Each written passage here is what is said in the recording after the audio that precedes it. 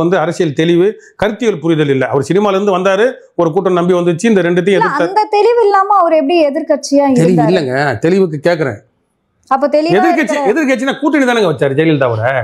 எதிர்க்கட்சினா அவர் எதிர்க்கட்சின்னு candidate வச்சு எதிர்க்கட்சி தலைவர்னு ஓட்டு வச்சா ஜெயிச்சாரு. ஏன்னா திமுக வந்து எதிர்க்கட்சி அந்தஸ்தை கூட அதாங்க எதிர்க்கட்சின்னு ஓட்டு வச்சு அவர் ஜெயிச்சு வந்தாரு. கொடுத்த சீட்ல 40 சீட்டு ஜெயிச்சுட்டாருன்னொன்னே ஜெயலலிதாவா பார்த்து கொடுத்தது அது. சரியா? திமுக அதை காட்டிலும் குறவா போயிட்டாங்க. அதனால வந்து எதிர்க்கட்சி தலைவராக இருந்தார். எதிர்க்கட்சியா அவர் வரணும்லாம் அவர் நிக்கல. அவர் ஓட்டு அதிகமாக வந்து எல்லா சீட்டும் ஜெயிச்சு இல்லை ஆட்சியில் பங்கு கேட்டிருந்தாலும் கேட்டிருக்கலாம். ஜெயலலிதா தராங்க தரல, அது அப்புறம்.